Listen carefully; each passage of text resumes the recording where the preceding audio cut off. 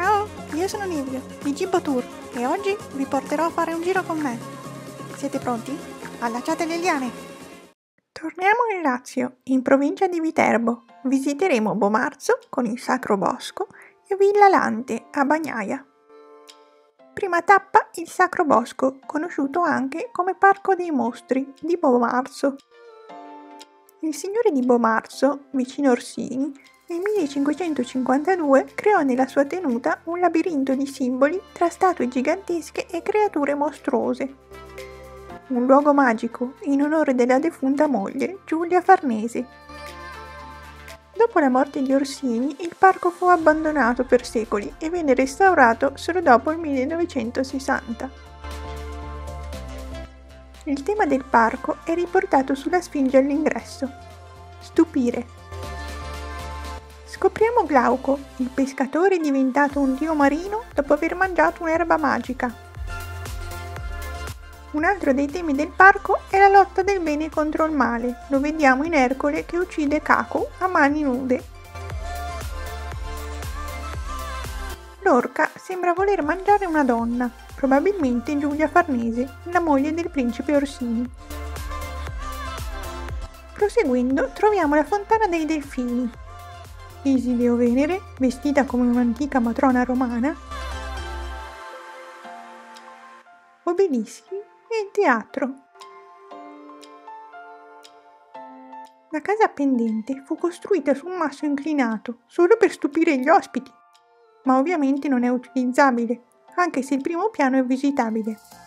Poi troviamo finalmente l'orco, il simbolo del Sacro Bosco di Bomarzo. Il drago alato, che combatte contro un cane, un leone e un lupo. L'elefante fortificato di Annibale, che trasporta il corpo esanime di un legionario. Nettuno, seduto con un piccolo delfino e un grande delfino. La ninfa dormiente, o bella addormentata nel bosco, con un cagnolino ai suoi piedi.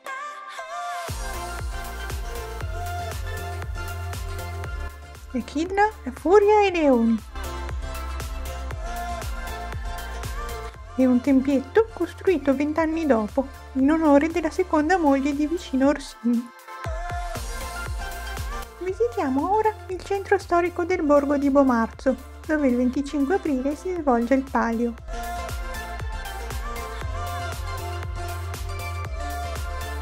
Passando da Porta Nuova del 1525 ci accoglie la statua benedicente di Sant'Anselmo, vescovo di Bomarzo, che donò tutti i suoi beni ai bisognosi e si ritirò in vita contemplativa. Palazzo Orsini è sede del municipio. Il Duomo, la chiesa di Santa Maria Assunta in Cielo, ha la torre campanaria eretta su una struttura di origine etrusca.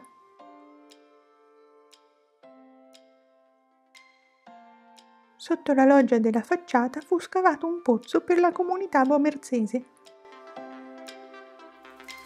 All'interno sono custodite le spoglie di Sant'Anselmo.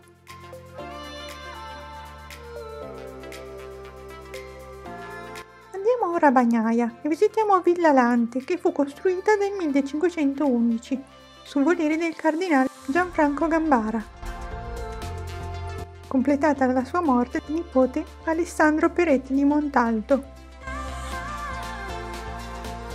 È un tripudio di fontane, scale, statue, affreschi e soprattutto un incredibile giardino.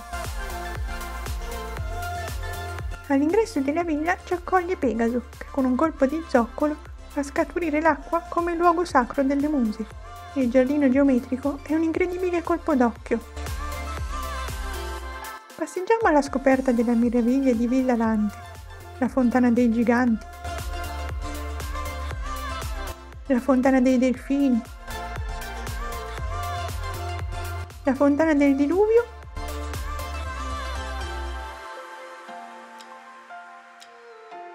e vari grottini.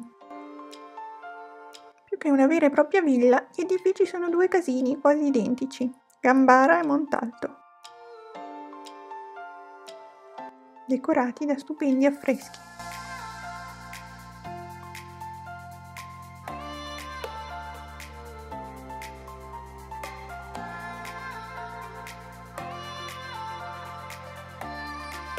Al centro del complesso la Fontana dei Mori svetta sul bacino centrale con lo stemma dei Montalto. Anche nel giardino esterno si trovano molte costruzioni particolari. La Neviera, o Pozzo della Neve, ha una cupola in rame del 1588 e serviva per tenere le bevande ghiacciate. Troviamo poi la Fontana delle Anatre, la Fontana Beveratoio, la Fontana del Conservone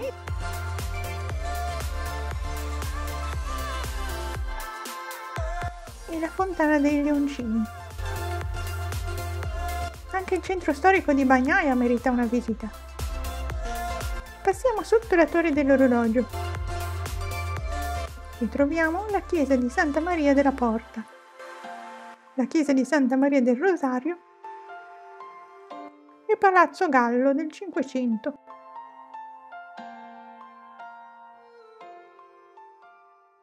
Qui finisce la nostra visita. Iscrivetevi al canale Gibbotour per nuovi itinerari. Potete seguirmi anche su Instagram e Facebook per rimanere sempre aggiornati sulle curiosità di viaggio. Siete pronti? Allacciate le liane! Sacro Bosco di Momazzo.